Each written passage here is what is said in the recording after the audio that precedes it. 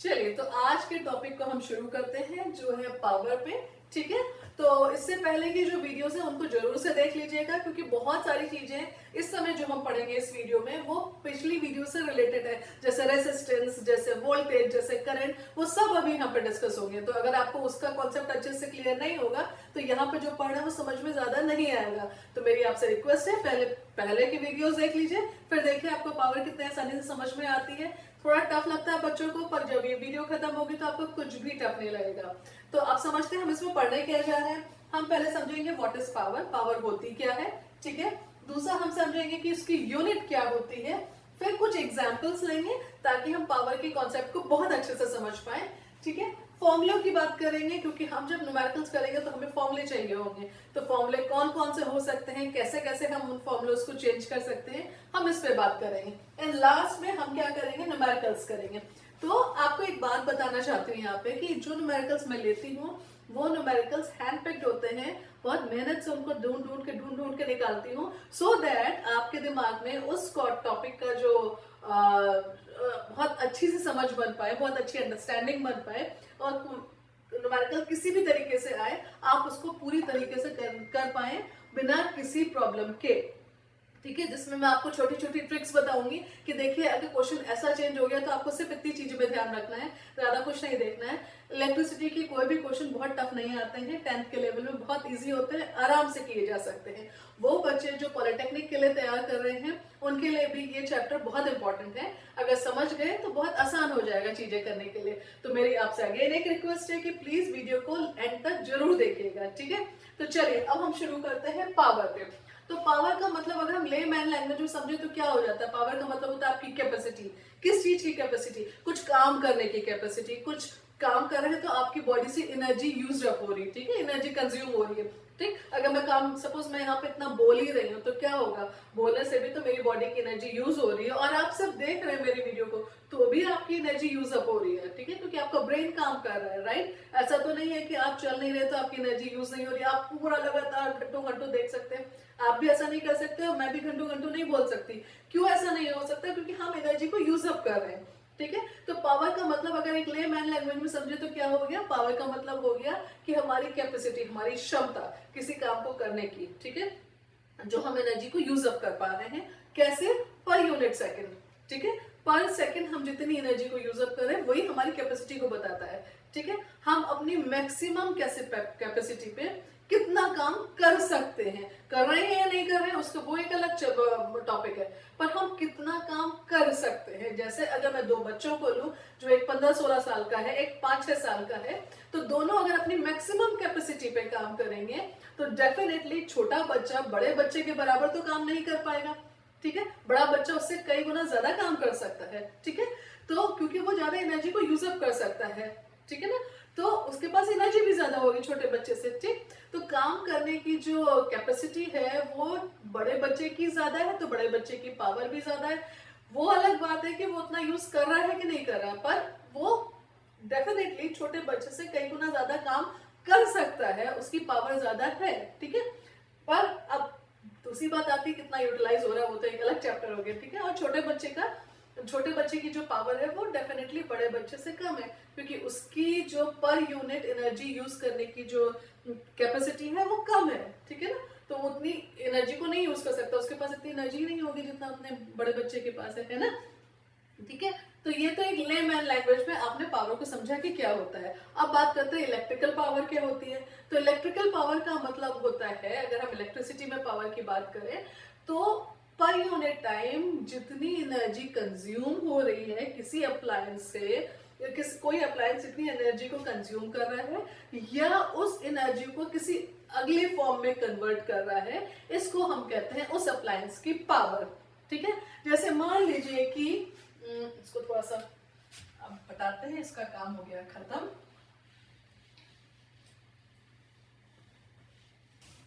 ठीक है, तो अगर हम ये बात कहें कि पावर जो होती है वो होती है किसी भी अप्लायंस के अपने एनर्जी को यूज अप करने की कैपेसिटी या उस एनर्जी को एक फॉर्म से दूसरी फॉर्म में कन्वर्ट करने की कैपेसिटी। तो हम क्या बोल सकते हैं कि पावर क्या हो गई, वर्क डन। ठीक है, ये capacity per unit time, work done per unit time, ठीक है, या हम कह सकते हैं energy used per unit time. दोनों ही पावर को दिखाएगा कि हम कितनी काम कर पा रहे हैं, हमारी कितनी कैपेसिटी है काम करने की, मैक्सिमम स्ट्रेंथ हमारी कितनी है काम करने की, या कितना हम एनर्जी को कंज्यूम कर पा रहे हैं काम करते हुए per unit second, per unit time, ठीक है। तो ये हमारी पावर को दिखाता है, ठीक है। तो अगर मैं इसको ऐसे कहूं कि एनर्जी क्या होता है, सॉरी वर्क डन किस में होती है, जूल में, ठीक है, जूल, टाइम सेकंड में, ठीक है। तो पावर की जो यूनिट होती है वो होती है, जेम्स वॉट ने बताया था पावर को, वो होती है वॉट में, ठीक है। तो पर यूनिट सेकेंड काम जो जूल्स में, 1 जूल अगर कोई इलेक्ट्रिकल अप्लायंसेस काम कर रहा है तो उसकी पावर कितनी हो जाएगी, 1 वॉट हो जाएगी, ठीक है। ये हो गया पावर की एक लेमैन लैंग्वेज में डेफिनेशन। हम ये बात करते हैं पहले कि 2 कैटल्स लेते हैं, चलिए 2 कैटल्स हैं, एक की कैटल में, कैटल के ऊपर लिखा हुआ है 100 वॉट का पावर है, दूसरे कैटल के ऊपर लिखा हुआ है 60 वॉट की पावर है। अब बताइए कि किसकी, कौन ज्यादा काम करेगा, डेफिनेटली 100 वॉट वाला ज्यादा काम करेगा, क्योंकि 100 वॉट का मतलब क्या हो गया, अगर हम यहाँ पे इसको समझना शुरू करें तो 100 वॉट का मतलब हो गया कि इसके ये 100 जूल की एनर्जी को यूज कर रहा है पर यूनिट सेकेंड, ठीक है।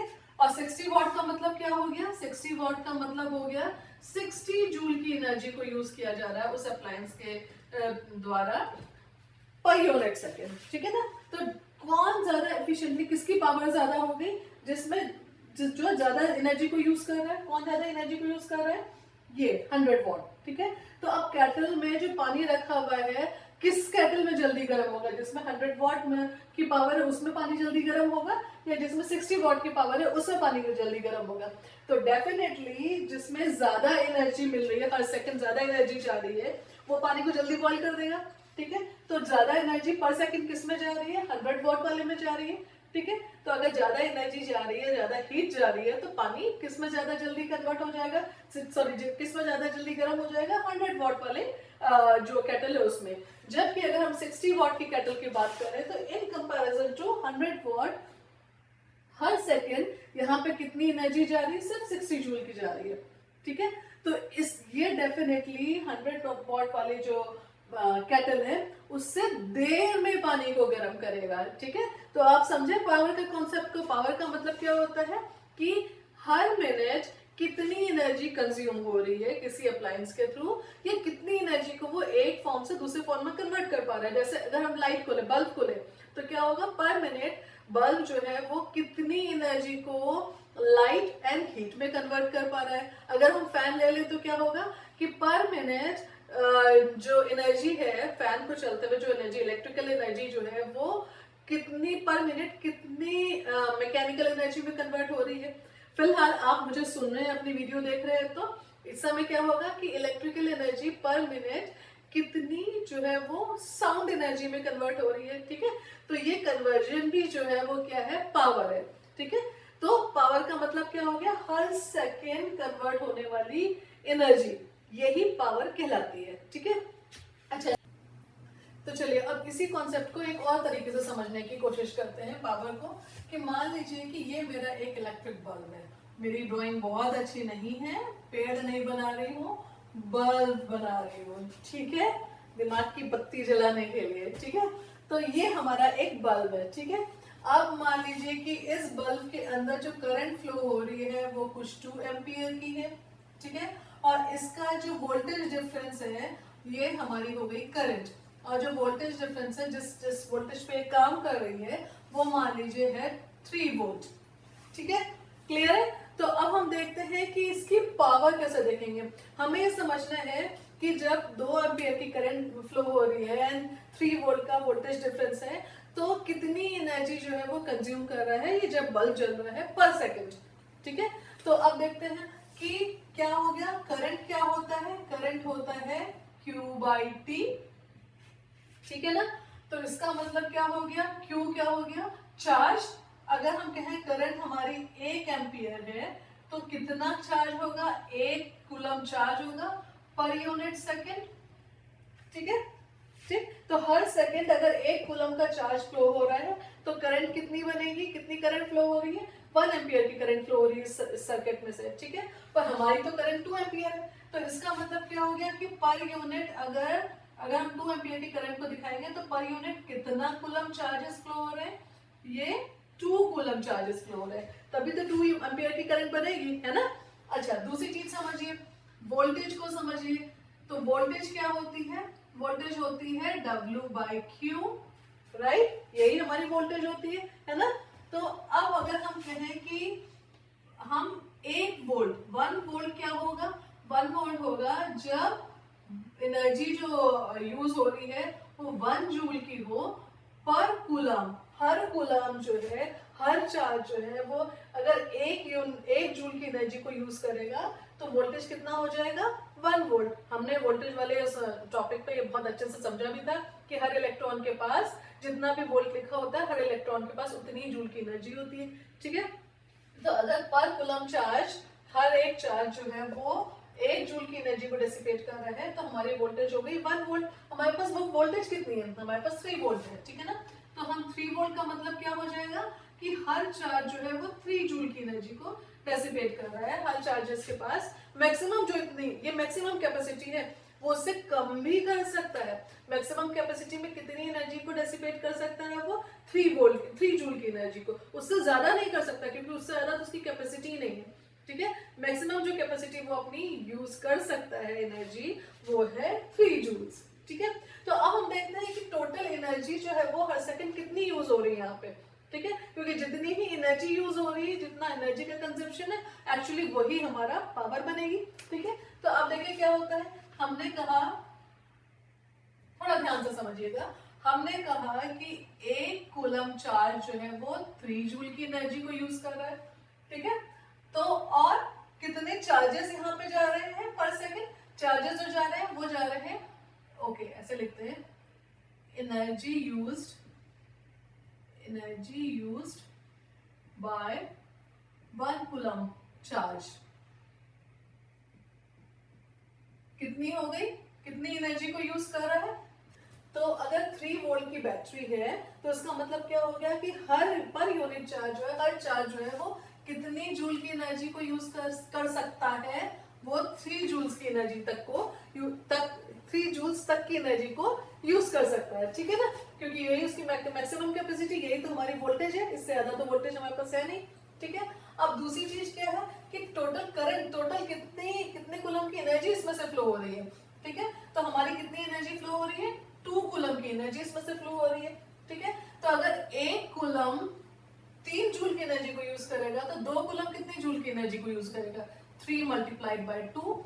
तो टोटल जो इसमें एनर्जी जो यूज अप हो रही है वो कितनी हो गई, 6 जूल की एनर्जी को ये यूज कर रहा है, ठीक है।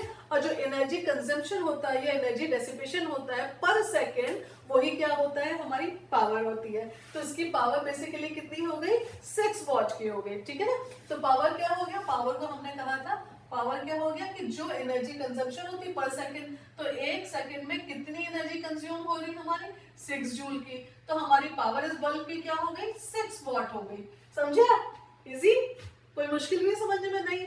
हमारे इसमें से, इस बल्ब के अंदर से टोटल जो करंट जा रही थी, जो जितने चार्जेस फ्लो हो रहे थे वो कितने थे, 2 कूलम, और हर 1 कूलम जो है वो कितने जूल की एनर्जी लिया हुआ था, 3 जूल की। तो टोटल पावर या टोटल एनर्जी कंजम्पशन जो हो रहा है, टोटल एनर्जी डेसिपेशन इस बल्ब के थ्रू जो हो रहा है, जो लाइट एनर्जी और हीट एनर्जी में कन्वर्ट हो जा रहा है, वो कितना था, वो कितना हो गया, 6 वॉट का।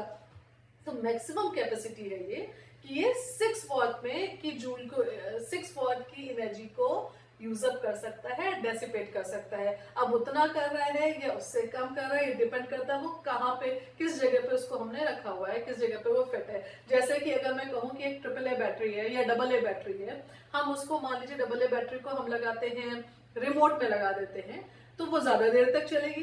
पर उसी AA बैटरी को अगर हम टॉर्च के अंदर लगा देते हैं तो वो उतनी दिन तक नहीं चलेगी उतना। मान लीजिए AA बैटरी हमारी रिमोट के अंदर कुछ 7-8 महीने चल जाती है, तो हमारे टॉर्च के अंदर थोड़ी ना इतना चलेगी, क्योंकि टॉर्च के अंदर एनर्जी का कंजम्पशन ज्यादा हो रहा है, ठीक है, मैक्सिमम कैपेसिटी पे एनर्जी कंज्यूम हो रही है, तो वो जल्दी खत्म हो जाएगी। जबकि हम अगर रिमोट की बात करेंगे तो चाहे उसकी एनर्जी का कंजम्पशन जो भी है, मान लीजिए कि 6 जूल्स ही है, ठीक है, एनर्जी जो कंज्यूम कर सकता है, पर क्योंकि वो रिमोट के अंदर है तो उतनी उतनी तो वो यूज करेगा नहीं, उससे बहुत कम यूज कर रहा है, इस वजह से वो बहुत दिन तक चलेगा। ठीक है, समझ रहे हैं आप एनर्जी पावर के कॉन्सेप्ट को कि पावर क्या होता है। अब आपको आई होप बहुत अच्छे से ये चीज समझ में आई होगी कि पावर हम किसे कहते हैं। एनर्जी का कंजम्पशन जो पर सेकंड होता है, या वो जो एनर्जी एक फॉर्म से दूसरे फॉर्म में चेंज होती है, उसको ही हम क्या कहते हैं, पावर कहते हैं। ठीक है, तो चलिए क्या हो गया, हमारे पास क्या फॉर्मूला बन गया ये सारे डिस्कशन के बाद कि पावर क्या होती है, V इंटू आई, कितने चार्जेस हैं और हर चार्ज के पास कितनी जूल की एनर्जी है, ये हमारा उस अप्लायंस की पावर को बताता है। ठीक है ना, क्लियर है। चलिए अब दूसरे फॉर्मूलेस में पर चले आते हैं फिर। तो ठीक है, तो हम ये भी कह सकते हैं, अब देखिए हम क्या क्या दो चीजें कह सकते हैं। हम ये कह सकते हैं कि इलेक्ट्रिकल पावर क्या होती है। इलेक्ट्रिकल पावर का मतलब होता है how fast electricity can does work, electricity कितनी जल्दी कोई काम को कर सकती है, वही इलेक्ट्रिकल पावर हो गई। ठीक है, कि अगर कम टाइम पे वो ज्यादा काम कर रही है तो उसकी पावर ज्यादा हो गई।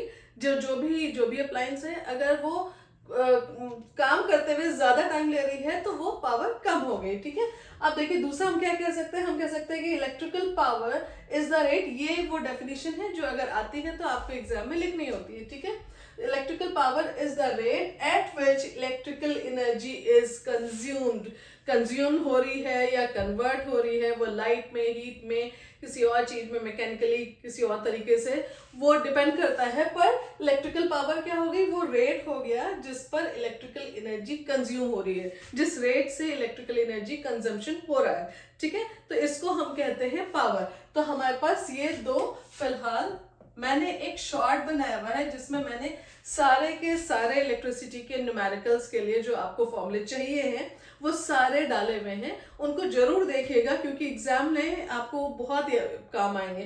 पूरी की पूरी इलेक्ट्रिसिटी सिर्फ फॉर्मूले पे डिपेंडेंट है। अगर आपको फॉर्मूले अच्छे से यूज करने आते हैं तो इलेक्ट्रिसिटी के किसी भी न्यूमेरिकल में कोई प्रॉब्लम नहीं आएगी। ठीक है, तो हमारे पास फिलहाल ये दो फॉर्मूले आए। ठीक है, हमने कहा पावर क्या होती है, पावर होती है कि पर यूनिट टाइम या आप कितनी जल्दी वर्क डन कोई अप्लायंस कर पा रहा है, वही उसकी पावर को बताएगा। ठीक है ना, तो चलिए अब इसके बाद इसके आगे की चीजें देखते हैं। तो अब हमने अभी सीरीज एंड पैरेलल सर्किट भी देखा था, और सीरीज और पैरेलल सर्किट में हमने बात करी थी कि जब सीरीज सर्किट होता है, जैसे मान लीजिए ये सीरीज सर्किट है,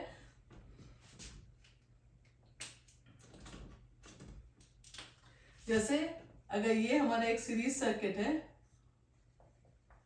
ठीक है, तो इसमें क्या हो रहा है, यहाँ पे आने पे क्या हो जा रहा है, ये किसी बैटरी से जुड़ा हुआ है यहाँ पे। तो अब इस बैटरी में यहाँ पे क्या हो रहा है, पॉजिटिव या नेगेटिव टर्मिनल है, इलेक्ट्रॉन चल रहे हैं। अगर ये बैटरी है 4 वोल्ट की तो हर एक इलेक्ट्रॉन के पास 4 जूल की एनर्जी है। ठीक है, अब इस कनेक्टिंग वायर में तो कोई एनर्जी का लॉस होता नहीं है, तो जब वो यहाँ पे पहुंची आके, इलेक्ट्रॉन यहाँ पे पहुंचा, उसके पास कितनी एनर्जी थी, 4 जूल की। ठीक है ना, इस रेजिस्टेंस वायर पे गया, यहाँ पे एनर्जी का कुछ रेजिस्टेंस वायर पे जाएगा तो एनर्जी का लॉस तो डेफिनेटली होगा। ठीक है ना, हमने ये चीजें बहुत अच्छे से पढ़ी हुई है। मान लीजिए कि एनर्जी रह जाती है 3 जूल की।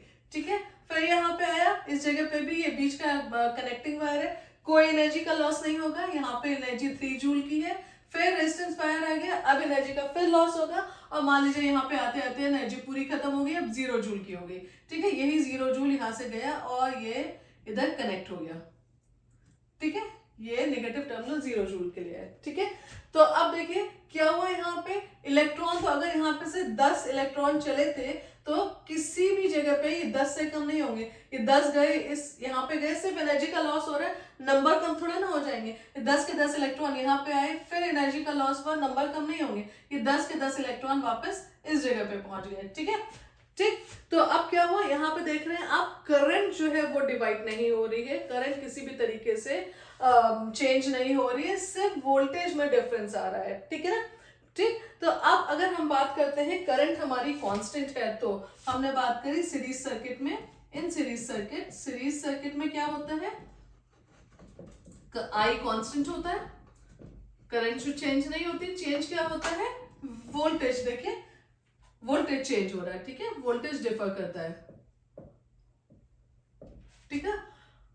अब क्या होगा, हमने फॉर्मूला लिया P is equal to V I, ठीक है, पर यहाँ पर तो V चेंज हो रहा है, यहाँ पे कुछ और है, यहाँ पे कुछ और है, तो हमारे पास अगर क्वेश्चन में दो V नहीं है तो हम कैसे करेंगे, हम तो V पे डिपेंड नहीं कर सकते हैं, ठीक है। तो सीरीज सर्किट में आप फॉर्मूला कैसे यूज करेंगे उसको देखिए। हम क्या करते हैं, हमें पता है ओम्स लॉ की वजह से कि V is equal to I R होता है, ये हमें ओम्स लॉ के थ्रू पता है, ठीक है, ओम्स लॉ, ठीक। तो हम ये V की वैल्यू यहाँ पे रखते हैं, तो P is equal to I R multiplied by I, अगर हम इसको लिखेंगे तो ये हो जाएगा आई स्क्वायर आर, ठीक है। तो हमारे पास पहला फॉर्मूला मिल गया, P is equal to I square R. ये फॉर्मूला हम कब यूज करेंगे, ये फॉर्मूला हम यूज करेंगे जब हमारा सर्किट सीरीज में होगा। तो अगर आपका सर्किट सीरीज कनेक्शन का है तो आप कौन सा फॉर्मूला यूज करेंगे, P is equal to I square R. यहाँ पे वोल्टेज में डिफरेंस हो रहा है, वो तो है ही नहीं फॉर्मूले में, तो हमें कोई फर्क पड़ेगा नहीं, ठीक है। क्वेश्चन में अगर I दिया हुआ है, R दिया हुआ है, तो P निकाल देंगे, या वैसा वैसा कुछ भी एक चीज दे रखी है, कुछ भी दो चीजें दे रखी है, एक नहीं दे रखी है, तो आप वो निकाल सकते हैं, ठीक है, अगर सर्किट सीरीज सर्किट का है, ठीक है। तो अगर मान लीजिए ये पैरेलल है, तो पैरेलल में क्या होता है, पैरेलल में हमारी वोल्टेज जो है वो कांस्टेंट रहती है, पर करंट डिवाइड हो जाती है, क्योंकि हमको नोड्स मिलते हैं और करंट अलग अलग पाथ ले लेती है, तो करंट तो हो गई डिवाइड, ठीक है। तो अब देखिए अगर करंट डिवाइड हो रही है तो यहाँ पे क्या हो गया, इन पैरेलल सर्किट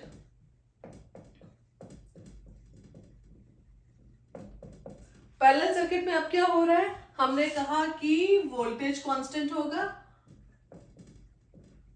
ठीक है, पर करंट जो है वो डिफर करेगी, ठीक है, क्योंकि उसको अलग अलग पाथ मिल जाएगा, नोड मिल जाएंगे। हमने ये बातें पहले कर रखी है, अगर आपको ये चीजें नहीं पता है तो प्लीज पीछे जाके वीडियोस को एक बार चेक कर लीजिए, सीरीज के और पैरेलल सर्किट्स के, और हो सके तो रेजिस्टेंस के भी, ठीक है।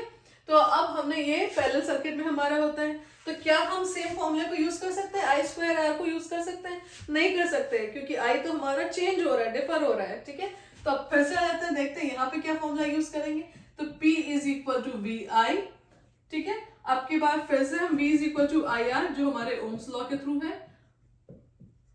उसको लेते हैं, ठीक। हम इस बार रिप्लेस करेंगे I को, क्योंकि हमें पैरेलल सर्किट में, क्योंकि I डिफर कर रहा है तो I नहीं चाहिए, तो अगर I नहीं चाहिए तो हम लिख सकते हैं I is equal to V by R, लिख सकते हैं।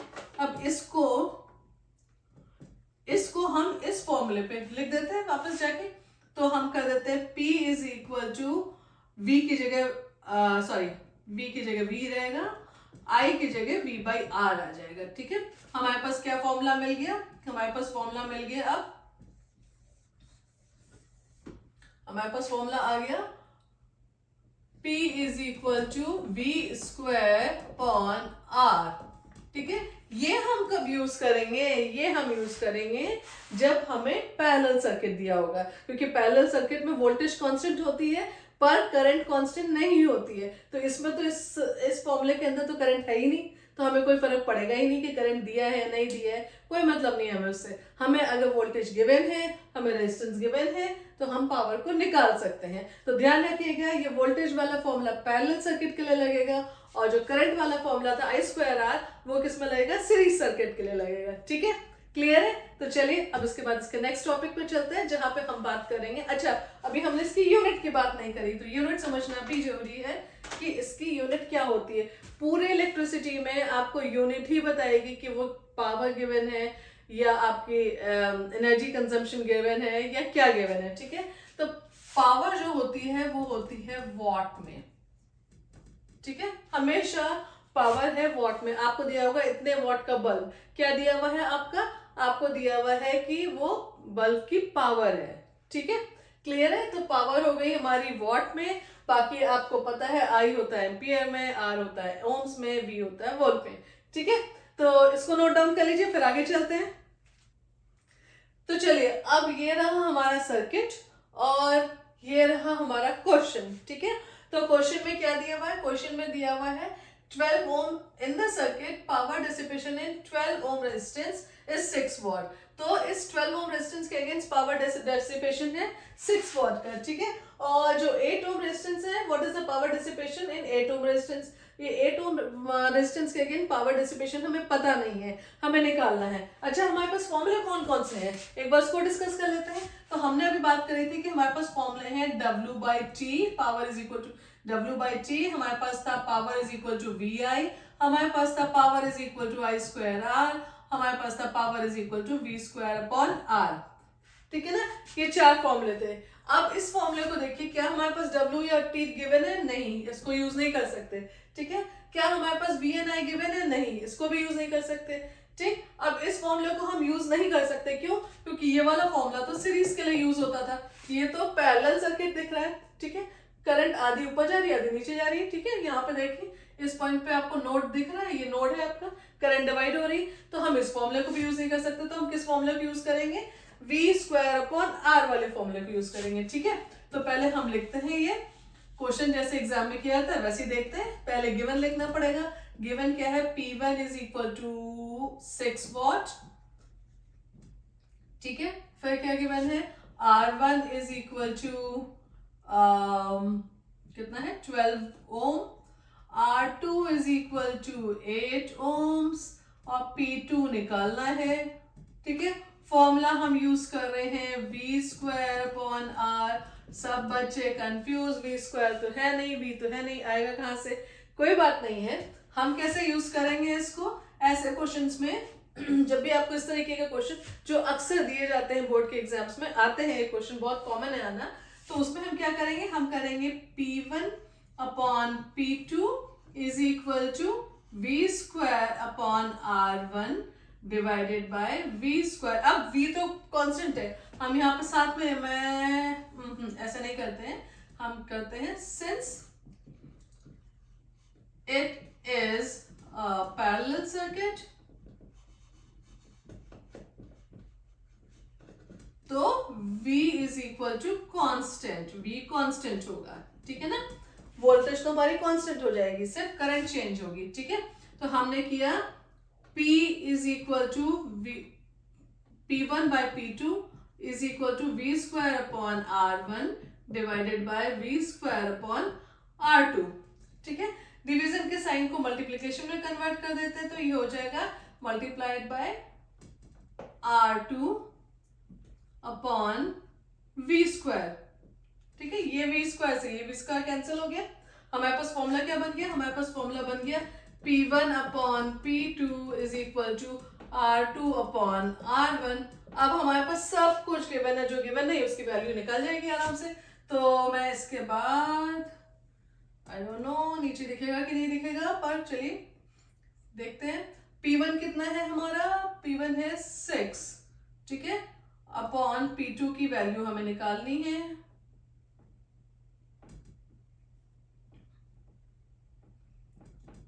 R2 कितना है हमारा? R2 है 8 और R1 है 12, ठीक है। चलिए इसको कर लेते हैं, कितना आ जाएगा हमारा? हमारा आ जाएगा P2 is equal to, step by step करना होता है, स्टेप मार्किंग होती है एग्जाम में, ठीक है। 6 multiplied by 12 upon 8, sorry, and ये आपका आ गया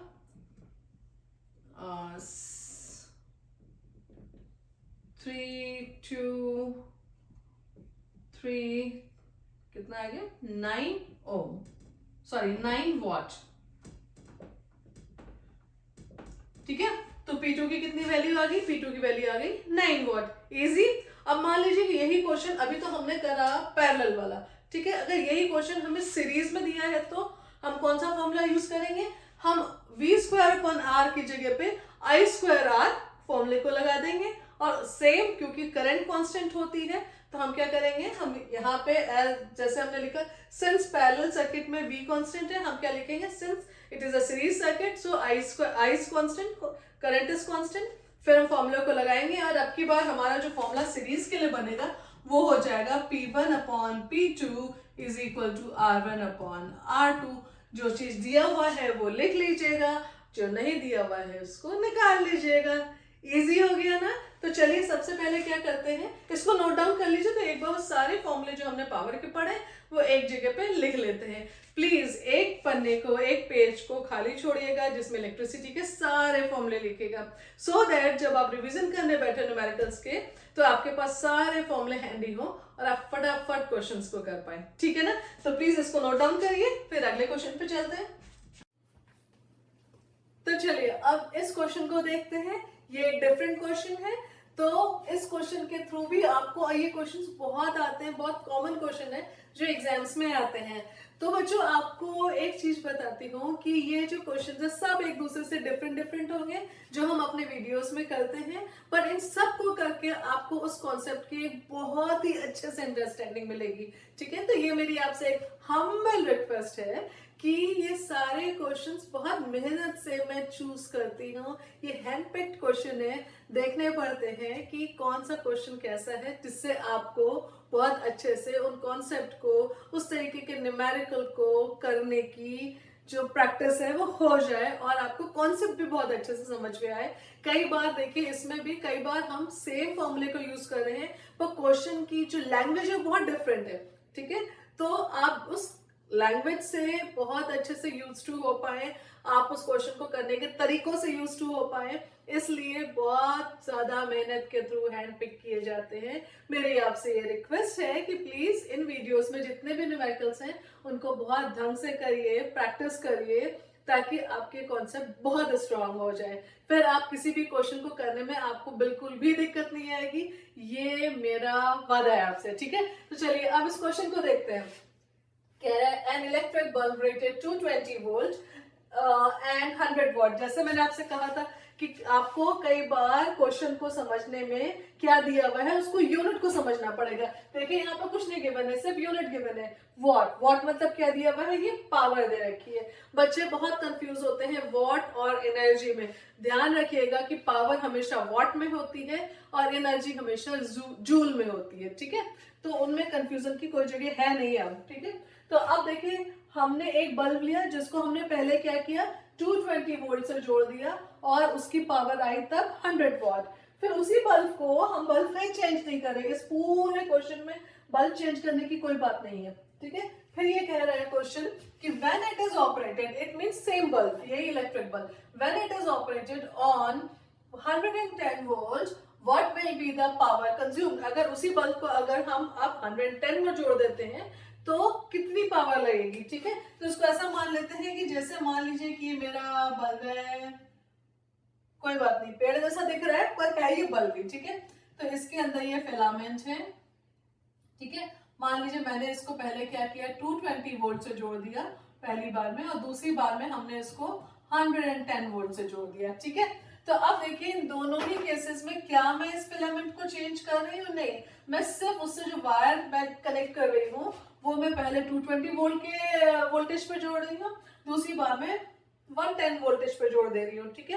कहीं पे भी मैं इस वायर को नहीं चेंज कर रही हूँ, मैं इस बल्ब को चेंज नहीं कर रही हूँ। तो इसका मतलब क्या हो गया, हमारा आर क्या हो गया, आर हो गया हमारा कांस्टेंट, क्योंकि हमने अपने बल्ब को चेंज नहीं किया है। ठीक है? तो ये रेजिस्टेंस तो सेम ही रह गया दोनों के लिए, चाहे हम ये लें चाहे ये लें। ठीक है? बल्ब मतलब क्या, बल्ब तो एक रेजिस्टेंस है ना। ठीक है? तो हमारा रेजिस्टेंस तो कांस्टेंट हो गया है। ठीक? अब देखिए इस क्वेश्चन को आगे अगर इतना समझ गए हैं तो कैसे करते हैं। अब तो हो गया बड़ा इजी, चुटकियों में होने वाला क्वेश्चन, तो चलो चुटकियों में सॉल्व कर लेते हैं। ऐसा करते हैं क्यों ना हम सारे फॉर्मूले को दोबारा लिखें, ताकि पहली चीज आपकी एक अच्छी अंडरस्टैंडिंग बन जाए। बार बार चीजों को देखेंगे, उन्हीं फॉर्मूले को देखेंगे तो आपको वो कॉन्सेप्ट भी याद हो जाएंगे और फॉर्मूला कैसे यूज करते हैं वो भी समझ में आ जाएगा। तो अभी तक हमने क्या पढ़ा था, हमने पढ़ा था power is equal to work done upon time, हमने पढ़ा था power is equal to v into I, हमने पढ़ा था power is equal to I square R, हमने पढ़ा था power is equal to V square upon R. ठीक है? पावर से रिलेटेड ये चार फॉर्मूले थे। तो अब देखिए क्या हम इस फॉर्मूले को यूज कर सकते हैं? बिल्कुल नहीं, क्योंकि ना तो W दिया हुआ ना T दिया हुआ, नहीं यूज हो सकता। इसको यूज कर सकते हैं नहीं, क्योंकि करंट नहीं दे रखी है। ठीक है? इसको भी नहीं यूज कर सकते, सेम रीजन, करंट दिए नहीं है। ठीक है? अब बचा ये, करना तो हमको इसी को पड़ेगा क्योंकि नहीं तो फिर क्वेश्चन ही सॉल्व नहीं होगा। ठीक है? पर यहाँ पे हमने P दे रखा है, V दे रखा है, R का क्या करें वो तो गिवन नहीं है। पर अभी अभी तो हमने समझा ना कि बल्ब तो सेम है। देखिए क्या कह रहा है, कह रहा है क्वेश्चन कि एक इलेक्ट्रिक बल्ब है और फिर इट करके यूज कर रहा है, मतलब वही सेम बल्ब का हम सिर्फ उसका जो वोल्टेज है वो चेंज कर रहे हैं, बल्ब नहीं चेंज कर रहे हैं। बल्ब क्या है, हमारा रेजिस्टेंस है। तो हमारे दोनों ही केसेस में रेजिस्टेंस तो सेम हो गया, रेजिस्टेंस तो हो गया हमारा कांस्टेंट, तो हमें कोई फर्क ही नहीं पड़ रहा है, वो तो वैसे ही कट जाएगा। वैल्यू गिवन हो या ना गिवन, गिवन होती तो भी हम उसको कैंसिल आउट करते, ठीक है, नहीं गिवन है तो आर को कैंसिल आउट करेंगे। तो हम क्या करेंगे, अब इस फॉर्मूले को यूज करेंगे। समझ में आया ना? दिमाग की जो बत्ती है वो जल गई। चलिए आगे चलते हैं। बिना मिनटॉस खाए जलने लगेगी, अभी देखिएगा। तो हमने यूज किया formula P is equal to V square upon R, और हम साथ में लिखेंगे according to question ATQ R is constant. Since we are using same bulb, same bulb is used.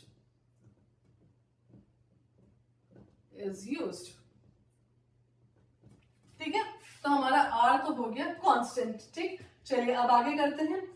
P, अच्छा हमें गिवन क्या क्या है, P1 है 100 वॉट का। वॉट जो है वो हमेशा पावर की यूनिट होती है, ठीक है, एनर्जी की नहीं होती। V कितना, V1 कितना गिवन है 220 वोल्ट, V2 कितना गिवन है 110 वोल्ट, और P2 कितना गिवन है हमें निकालना है, गिवन ही नहीं है। ठीक है, मैं अभी ये क्वेश्चन करने के लिए यहाँ से इसको हटाऊंगी। ठीक, इसको आप अपना पर लिखिएगा जरूर अकॉर्डिंग टू क्वेश्चन। छोटा सा लिख देते हैं यहाँ पे, according to question R is constant. ठीक है, क्लियर है, अंडरलाइन कर लेते हैं साथ में। ओके, चलिए आगे करते हैं इसको।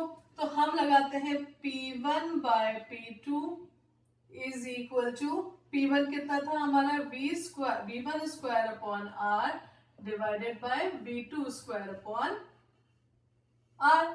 ठीक है, यहां हम क्या कर दें, P1, सॉरी कुछ गलतियां हो जाती हैं। P1 तो वैल्यू हमें पता है, P1 की वैल्यू रख देते हैं 100 upon P2 is equal to V1 square upon R multiplied by R by V2 square, R cancel.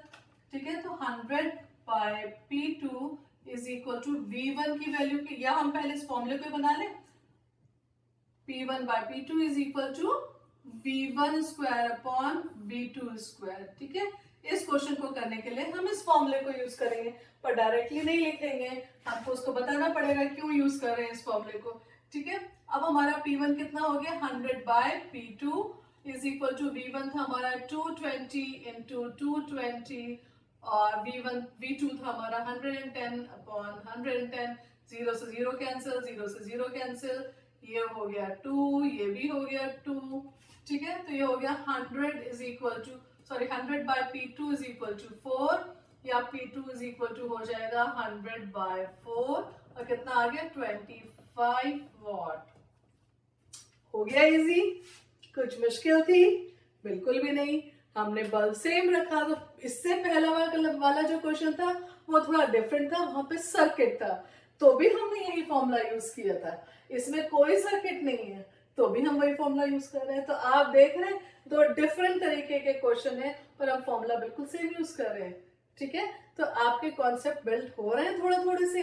यहाँ पे हमने क्या यूज किया है, यहाँ पे हमने यूज किया कि करंट जो है वो, रेजिस्टेंस जो है वो हमारा चेंज नहीं हो रहा है, तो बाकी जो दो चीजें दे रखी है उससे हम फॉर्मूला यही यूज कर सकते हैं और कुछ नहीं कर सकते। वहां पे क्या था हमारे पास, इससे पहले वाले क्वेश्चन में पैरेलल सर्किट दिया हुआ था, तो पैरेलल सर्किट दिया हुआ था तो पैरेलल सर्किट की पावर निकालने के लिए ये फॉर्मूला यूज होता है, डायरेक्टली ये फॉर्मूला यूज कर लिया। तो चलिए अब ये नेक्स्ट क्वेश्चन पे चलते हैं। ये फिर थोड़ा सा डिफरेंट है इससे पिछले वाले क्वेश्चन से, और एक डिफरेंट फॉर्मूला भी यूज करेंगे। ठीक है, तो चलिए पढ़ते हैं इस क्वेश्चन को, पहले देखते हैं इसमें क्या क्या गिवन है। क्वेश्चन कह रहा है several bulb design to be used on 220 volt, तो हमें वोल्टेज गिवन है। ठीक है, electric supply line are rated 10 watt, क्या है ये 10 वॉट, वॉट हमें बता रहा है कि पावर है। ठीक है, अगर एनर्जी होती तो जूल में होती, जूल तो नहीं है, और जूल तो अभी हमने एनर्जी तो मैंने पढ़ाई भी नहीं है। ठीक है, तो how many bulbs can be connected and parallel with each other, कितने बल्ब्स, हम नंबर ऑफ बल्ब्स बताने हैं कि कितने बल्ब्स को हम साथ में जोड़ सकते हैं। क्या हमने ऐसा कोई कोई फॉर्मूला पढ़ा है? नहीं। कैसे करेंगे अभी बताते हैं, ठीक है। In parallel with each other across the two wires of 220 volt line, if the maximum current दे रखा है allowed is 5 एम्पियर। अब आपको साथ में इसमें जो मैक्सिमम करंट है वो भी दे रखी है, अलाउड करंट जो है वो कितनी है? 5 एम्पियर। तो अब आप मेरे को एक बात बताइए कि हम मैथ्स में पढ़ते थे कि जब कभी भी नंबर निकालना होता था, किसी भी, हम एक पढ़ते थे कि बड़ा सा एरिया है, हम उसमें टाइल लगाना चाहते हैं लाइक दिस। हमारे मैथ्स के ये 7वीं 8वीं के क्वेश्चन हुआ करते थे कि ये एक एरिया है और इसमें हमको टाइल्स लगाना है, ठीक है। कितने टाइल्स लगाए, जबकि एक टाइल का जो एरिया है वो गिवन होता था कि इतना बाय इतना है, तो इतना बड़ा जो एरिया है उसका भी वो भी गिवन होता था, उस फील्ड का एरिया गिवन होता था, वो इतना बाय इतना है, इतनी लेंथ है, इतनी विड्थ है। तो हम कितने टाइल लगाए, हम क्या करते थे उन क्वेश्चंस में? हम करते थे टोटल एरिया को जो एक टाइल का एरिया है उससे डिवाइड कर देते थे, तो हमें क्या मिल जाता था? नंबर ऑफ टाइल्स मिल जाते थे। याद है ना? करते थे ना ऐसे? कैसे निकालते थे नंबर ऑफ टाइल? की टोटल एरिया था, जैसे एक पार्क है उसके टोटल एरिया को हम उस पार्क पे लगने वाली टाइल के एरिया से डिवाइड कर देते थे, नंबर ऑफ टाइल्स हमको मिल जाती थी। ऐसे ही करते थे ना? सेम वही चीज, हमेशा ध्यान रखिएगा कि नंबर निकालने के लिए जब कभी भी क्वेश्चन में आपको कोई नंबर निकालना है तो आपके पास फॉर्मूला एक ही है, वो नंबर किसी भी चीज का है, ठीक है। तो आपको क्या करना है? टोटल बाय इंडिविजुअल या वन, हमेशा यही फॉर्मूला लगता है और कोई फॉर्मूला होता ही नहीं है। तो जब होता ही नहीं है तो हम नंबर ऑफ बल्ब्स निकालने के लिए भी इसी फॉर्मूला को यूज करेंगे। कैसे यूज करेंगे? देखिए, मैक्सिमम, अब यहाँ पे क्योंकि हम करंट की बात कर रहे हैं तो टोटल की जगह मैक्सिमम कर लेते हैं, ठीक है। तो यहाँ पे हमें मैक्सिमम करंट तो दे रखी थी, ठीक है, आई मैक्स दे रखा है, ठीक है। तो अब यहाँ पे इंडिविजुअल की जगह पे क्या कर देते हैं? आई इंडिविजुअल कर देते हैं, ठीक है। आई इंडिविजुअल हमको निकालना था, ठीक है। ये अगर हम आई इंडिविजुअल निकाल लेते हैं तो हमको नंबर ऑफ बल्ब्स पता चल जाएंगे, पता चल जाएंगे ना? बिल्कुल, क्योंकि ये तो ऑलरेडी गिवन है। अब इसको कैसे निकालें? इसको निकालने के लिए देखिए क्या दिया हुआ है? V एंड P दिया हुआ है। कौन सा फॉर्मूला बन रहा है? P is equal to VI बन रहा है, क्योंकि बाकी फिर से वही पिछली बार वाली बात कि जितनी बार आप मुझे लिखते हुए देखेंगे उतनी बार आपके दिमाग में ये चीजें बैठेंगी और बिना रट्टा मारे ही याद हो जाएंगे। हमारे पास ये 4 फॉर्मूले थे, ये लगेगा नहीं, ये लगेगा नहीं, ये लगेगा नहीं, यही फॉर्मूला लगेगा, क्योंकि P और I तो सॉरी P एंड V तो हमें गिवन है, I हम निकाल लेंगे। और ये I किसका आएगा? एक बल्ब का, क्योंकि ये पावर एंड ये वोल्टेज तो सिर्फ हमको उस एक बल्ब की दे रखी है, ठीक है। Design to be used on 220 volt and हर बल्ब की जो रेटिंग है वो कितनी है? कितना है? 10 वॉट। तो हमारी करंट किसकी आएगी? एक बल्ब पे कितनी करंट जा रही है वो आएगी, तो आई इंडिविजुअल आ जाएगी, ठीक है। टोटल करंट हमें गिवन है, नंबर ऑफ बल्ब हम निकाल लेंगे। इजी हो गया क्वेश्चन? चलिए करते हैं हम। डर के आगे जीत है। क्वेश्चन देखते ही अगर डर गए तो जीत तो मिलेगी भी नहीं, ठीक है। तो चलिए अब हम इसको करना शुरू करते हैं। हमारे पास गिवन क्या क्या है? हमारे पास गिवन है पावर जो है 10 वॉट, हमारे पास वोल्टेज गिवन है जो है 220 वॉट, और हमें उसके बाद आई को निकाल लेना है, ठीक है। और फिर हमारे पास क्या गिवन है? आई मैक्स गिवन है, वो है 5 ओम, और हमें निकालना क्या है? नंबर ऑफ बल्ब्स निकालना है, ये हमें निकालना है, ठीक है। चलिए, सब कुछ गिवन है, सिर्फ हमको इसको लिखना है तरीके से। P is equal to VI, ये हमारा फॉर्मूला यूज हो गया। P कितना है? 10, V कितना है? 220, I की वैल्यू निकाल लेते हैं, कितनी आ गई? I की वैल्यू आ गई 1/22 एम्पियर। ऐसा होता है बच्चों, एग्जाम में आपने अगर बहुत अच्छे मार्क्स लाने हैं तो आपको टाइम मैनेजमेंट सीखना पड़ेगा, ठीक है। अगर आपका टाइम मैनेजमेंट अच्छा है तो आपके मार्क्स अच्छे आएंगे। कई बार बच्चों को पूरा पेपर आता है पर उनका टाइम मैनेजमेंट इतना खराब होता है कि वो क्वेश्चन आते हुए भी कर नहीं पाते, तो भी तो नंबर कम आएंगे। अब एक चीज और समझिए कि क्योंकि हमको यहाँ पे ये वाला आई तो नहीं पूछा हुआ है, आई इंडिविजुअल की वैल्यू इस क्वेश्चन में कहीं नहीं पूछी हुई है, तो जब वो पूछी नहीं है तो मैं इतनी कैलकुलेशन में क्यों लग जाऊं, क्यों अपना टाइम खराब करूं। मैं क्या करती हूँ, उसको ऐसे कैसे ही छोड़ देती हूँ, ठीक है, क्योंकि हमारे क्वेश्चन में इसकी वैल्यू इतनी भी आएगी तो भी चलेगा, ये आस्ट क्वेश्चन नहीं है, इसकी वैल्यू हमें कहीं बतानी नहीं है अपने आंसर में, ठीक है। अगर आंसर में बतानी होती तो ये गलत तरीका था, तब हमको पॉइंट्स में निकालना पड़ता, पर हमें तो बतानी नहीं है, हम ऐसे कैसे रख देते। हो सकता है जब हम कोई कैलकुलेशन कर रहे हैं तो कैंसिल आउट हो जाए या हमारा कैलकुलेशन इजी हो जाए। अब नेक्स्ट क्या था, नंबर ऑफ बल्ब्स निकालने थे, ठीक है ना। तो नंबर ऑफ बल्ब्स कैसे कहा था निकालेंगे, हमने करना था I max bye I individual, ठीक है। अब क्या हो जाएगा, ये आई मैक्स है हमारा 5 और आई जो हमारा एक बल्ब पे आया है वो कितना, 1/22, वैल्यू क्या हो जाएगी 5 मल्टीप्लाइड बाय 22 और ये हो जाएगा 110, ठीक है। तो हमारे नंबर ऑफ बल्ब्स हैं ये, तो हम इसमें कोई यूनिट नहीं लगा देंगे, ठीक है। तो कितने नंबर ऑफ कितने नंबर ऑफ बल्ब्स आ गए, 110 बल्ब्स आ गए। कोई मुश्किल था, बिल्कुल नहीं, ठीक है। एक नया फॉर्मूला यूज किया था, एक नई तरीके का क्वेश्चन था, और यहाँ पे तो 7वीं वाली मैथ्स लगा दी थी कि जब भी हमें नंबर निकालना होता है, ऐसा कई बार आपको रेजिस्टेंस के लिए भी करना पड़ेगा कि कितने बल्ब्स हैं, कितने रेजिस्टेंस लगे हुए हैं बताइए, तो हमेशा नंबर मतलब आप टोटल बाय 1 करेंगे, ठीक है। क्लियर है, इसको भी नोट डाउन कर लीजिए। तो फिर नेक्स्ट क्वेश्चन पे चलते हैं। तो चलिए अब इस क्वेश्चन को देखते हैं, ये फिर थोड़ा सा डिफरेंट है। जैसा कि मैंने आप लोगों को बोला, हैंड पिक्ड क्वेश्चंस हैं, हर क्वेश्चन अपने आप से थोड़ा डिफरेंट होगा, आपको उस कॉन्सेप्ट की बहुत स्ट्रॉन्ग आपके जो दिमाग में है वो बिल्ड कर देगा समझ, और कभी ऐसा नहीं होगा कि आप उन क्वेश्चंस को नहीं कर पाए अगर एग्जाम में आएंगे तो, ठीक है। तो चलिए अब इस क्वेश्चन को देखते हैं, इसमें क्या डिफरेंट है, ठीक है। तो क्या गिवन है पहले उसको समझ लेते हैं। आई एम सॉरी, ये क्वेश्चन कह रहा है 2 bulbs rated again rated 100 what. What मतलब हमें क्या गिवन है, फिर से पावर गिवन है, तो ये क्वेश्चन अगेन पावर का ही है। देखिए 100 वॉट, अब की बार हमने पिछली बार जो क्वेश्चन किया था वो एक बल्ब का किया था, अब ये 2 बल्ब का क्वेश्चन है, ठीक है।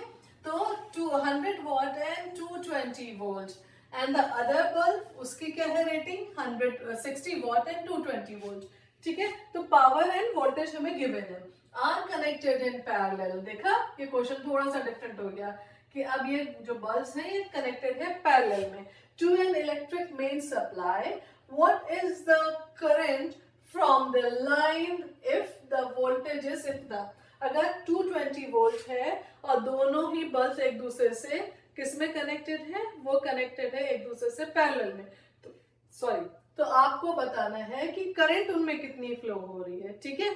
क्लियर है, क्योंकि अगर पैरेलल में है तो करंट तो डिफर करेगी, ठीक। हमने इससे पहले ऐसा क्वेश्चन तो नहीं किया, तो चलिए इस क्वेश्चन को समझते हैं कैसे करेंगे। तो जैसा कि हम देख पा रहे हैं इस क्वेश्चन में भी हमने क्या करना है, हमारे पास फिर से एक बार अपने उसी चीज में चलते हैं, बार बार सेम चीज लिखेंगे, देखते देखते ही याद हो जाएगी। तो हमारे पास क्या फॉर्मूला है, P is equal to V I, दूसरा फॉर्मूला क्या है, P is equal to W by T, तीसरा फॉर्मूला क्या है, आई स्क्वायर आर, चौथा फॉर्मूला क्या है, वी स्क्वायर अपॉन आर। अगर ऊपर नीचे आगे पीछे हो रहे हैं तो उस समय कोई फर्क नहीं पड़ रहा है, हमें सिर्फ फॉर्मूले देखने कौन कौन से हैं, ठीक है। तो हम ये लगा सकते हैं बिल्कुल नहीं, ये लगा सकते हैं नहीं क्योंकि 2 बल्ब की बात कर रहे हैं, रेजिस्टेंस किसी का भी नहीं दिया हुआ है, ये लगा सकते हैं, सेम रीजन ये भी नहीं लगाएंगे, ठीक है। तो अब हम सिर्फ ये लगा सकते हैं, ठीक है। अब इसको लगाते हुए हम करंट कैसे निकालेंगे उसको समझ लेते हैं।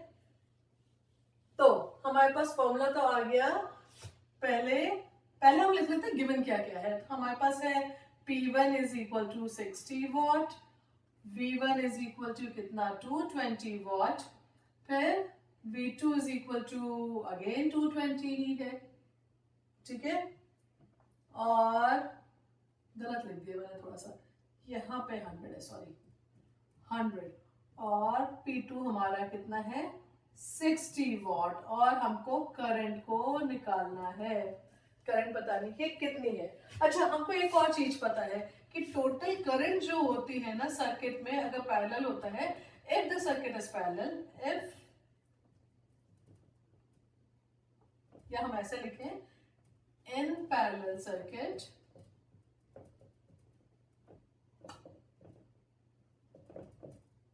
टोटल करंट क्या होती है, वो यहाँ पे दो बल्ब है तो दोनों की करंट को हम ऐड कर देते हैं, वही हमारी टोटल करंट बनती है। वही हमारी पूरी सर्किट के अंदर जो हमें यहाँ पे बताना है कि what is the current from the line, line से कितनी करंट आ रही है, वो ये टोटल करंट ही कहलाएगी। वो ये टोटल करंट की जगह पे हम इसको लिख देते हैं I is equal to I1 plus I2। ये होता है अगर सर्किट पैरेलल होता है, ठीक है ना। अगर यही सर्किट सीरीज में होगा तो हम लिखते हैं V is equal to V1 plus V2, पर हमारा वो क्वेश्चन ही नहीं है तो हम फिलहाल इस क्वेश्चन को करते हैं, ठीक है। अब मैं इसलिए सिर्फ बता दे रही हूँ कि अगर यही क्वेश्चन, इसी तरीके का क्वेश्चन आपको पैरेलल के बजाय सीरीज में दिया होता तो सेम यही चीजें पर आप सीरीज में करते, तब आप लिखते हैं V is equal to V1 plus V2, और आपको उस समय क्वेश्चन में वोल्टेज निकालनी होती, ठीक है। और वो आप पहला V1 निकालते, फिर V2 निकालते, उनको ऐड करते और आपकी आ जाती है, ठीक है। चलिए फिलहाल इस क्वेश्चन पे ध्यान देते हैं। ये तो हमारा फॉर्मूला यूज होना है, ठीक है। अब देखिए इन दोनों को यूज करते हुए हम I1 निकाल सकते हैं, हाँ हम इन दोनों को यूज करेंगे तो हमारा I1 आ जाएगा, ठीक है। इन दोनों को यूज करेंगे तो हमारा I2 आ जाएगा, है ना, हो सकता है। और इन दोनों को ऐड कर देंगे तो हमारी क्या पूछी हुई, current from the circuit, sorry current from the line, ये करंट फ्रॉम द लाइन वो निकल आएगी। हो गया क्वेश्चन इजी, कुछ टफ था बिल्कुल भी नहीं। तो जल गई दिमाग की बत्ती, अगर बत्ती जल गई है तो क्वेश्चन भी कर ही लिया जाए, ठीक है। मुझे इसको थोड़ा सा मिटाना पड़ेगा, प्लीज इसको लिख लीजिए सो दैट हम क्वेश्चन को सॉल्व कर पाए। चलिए अब क्वेश्चन को सॉल्व करने की तरफ बढ़ते हैं। तो अभी हमने समझ लिया कि हमारा जो फॉर्मूला है वो इसके बाद इसका नेक्स्ट हमें लिखना है I is equal to I1 plus I2, ठीक है। चलिए करते हैं, पहले I1 निकाल लेते हैं। तो हमने कहा P is equal to VI, हमने बात करी थी इस फॉर्मूले को यूज करने की, राइट। तो अब हमारे पास इसको हम लिख देंगे P1 V1, ठीक है, और ये I1, तो I1 इज इक्वल टू हो जाएगा क्या, P1 अपॉन V1। P1 कितना है हमारा 100 और V1 कितना है 220, कितना हो गया हमारा 10/22, या मैं इसको लिख सकती हूँ 5/11, लिख दूं, कोई प्रॉब्लम है, नहीं प्रॉब्लम है। एम्पियर भी लिखेंगे। क्या हमें ये I1 क्वेश्चन में पूछा हुआ है, नहीं, तो क्या हम इसका कैलकुलेशन करने में अपना टाइम खराब करें सो दैट लास्ट में हमें कोई क्वेश्चन करने का टाइम ही ना मिले या रिवीजन का टाइम ही नहीं मिले, नहीं जरूरत है। हमारे क्वेश्चन में कहीं नहीं पूछा हुआ है, हमारे क्वेश्चन में सिर्फ टोटल करंट पूछी हुई है, ठीक है। तो हम क्या करते हैं, फॉर द सेक ऑफ हो सकता है कैलकुलेशन इजी हो जाए, हम इसको ऐसा ही छोड़ देंगे, ठीक है। चलिए I2 निकाल लेते हैं, तो हम फिर से लिखते हैं P2 is equal to V2, sorry P2 is equal to V2 into I2,